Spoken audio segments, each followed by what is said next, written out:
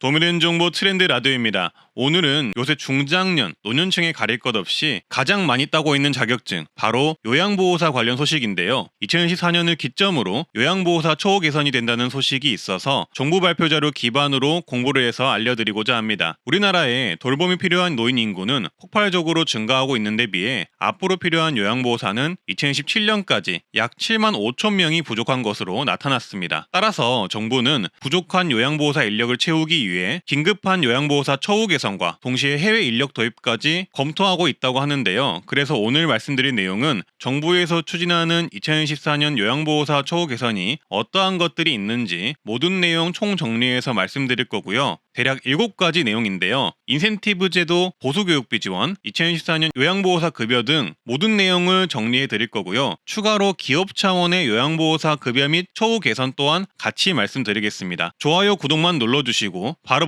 가시죠. 먼저 2014년부터 요양보호사 승급제도가 실시가 됩니다. 승급제도가 실시되면 일정 조건을 갖춘 요양보호사의 경우 선임 요양보호사로 지정이 되고 선임 요양보호사는 매월 15만 원의 수당을 추가로 받을 수 있게 됩니다. 대상 시설은 요양시설 종사자이고요.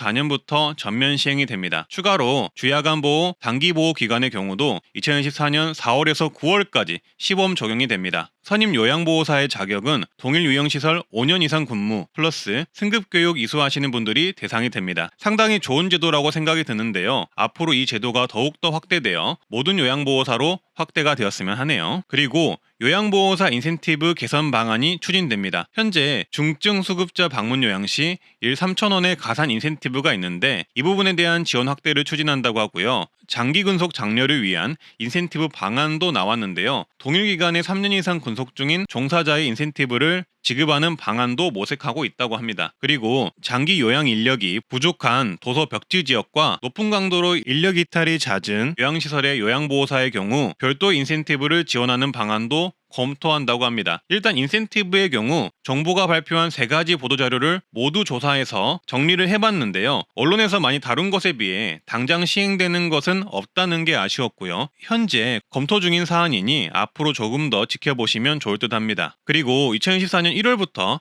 요양보호사 교육체계 개편이 됩니다. 일단 요양보호사 양성교육 시간이 현재 240시간에서 320시간으로 늘어나기 때문에 이제는 요양보호사 자격증을 따려면 더 많은 시간을 할애해야만 딸 수가 있다고 보시면 됩니다. 또한 요양보호사 정기적 보수교육이 의무화가 되어서 2년마다 8시간에 해당하는 보수교육을 받아야 합니다. 그리고 보수교육비가 지원이 되는데요. 원활한 보수교육 이수를 위해 보수교육을 이수한 종사자에 대해 95,000원을 2년간 1회 지원합니다. 보수교육비 때문에 보수교육을 안 받는 분들을 장려하기 위한 정책이라고 보시면 되겠습니다. 그리고 요양시설의 경우 1인당 돌봐야 하는 수급자가 감소되는데요. 현재 요양보호사 1명이 2.3명을 돌보지만 앞으로는 2.1명으로 축소가 될 예정이라고 합니다. 이 말은 인력 배치 기준을 조정해 노동 강도를 낮춰 업무량을 축소시키겠다라는 의도로 보시면 되겠습니다. 그리고 제도상 개선되는 부분 외에 센터를 선택할 때는 높은 급여를 주는 곳을 선택해야 하는데요.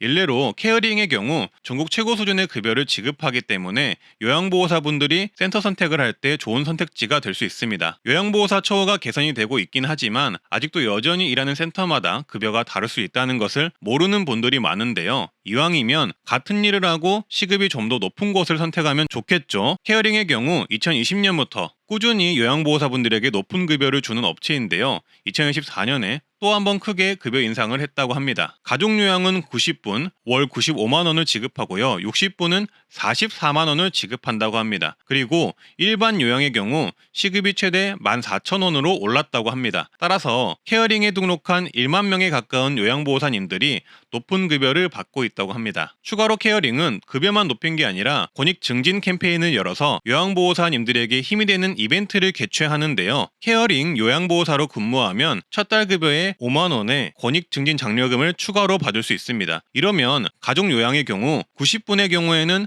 첫 달 급여 월 100만 원까지 받을 수 있겠죠. 권익 증진 장려금을 추가로 받으려면 케어링 모델인 정동원, 장민호가 요양보호사님들을 응원하는 영상을 친구에게 공유하기만 하면 자동으로 참여가 됩니다. 아래 더보기 고정 댓글을 확인해 주시고요. 따라서 이렇게 높은 시급도 주고 복지도 신경 쓰는 케어링에 관심 있는 가족요양, 일반 요양보호사분들은 대표번호 1522-6585로 전화하면 전국 어디서나 편하게 전화 한 통으로 일자리를 받아볼 수 있습니다. 케어링은 보건복지부 지정 예비사회적 기업으로 한국소비자 만족지수 2년 연속 1위 기업입니다. 3월에는 요양보호사분들을 초대해서 가수 장민호와 정동원이 함께하는 콘서트인 요양보호 사랑의 축제를 하기도 하는 등 요양보호사분들의 권익에 힘쓰고 있으니 관심 있는 분들은 대표번호를 통해 상담 한번 받아보시길 바라겠습니다. 오늘은 2014년 요양보호사 바뀌는 내용을 전달해 봤는데요. 앞으로 정부와 민간 기업들의 노력으로 요양보호사분들의 처우 개선과 권익이 더욱더 증진되길 바라겠습니다. 트렌드 라디오였고요. 구독, 좋아요, 알림 설정 한번 부탁드리고요. 오늘도 건강하고 행복한 하루 되세요. 감사합니다.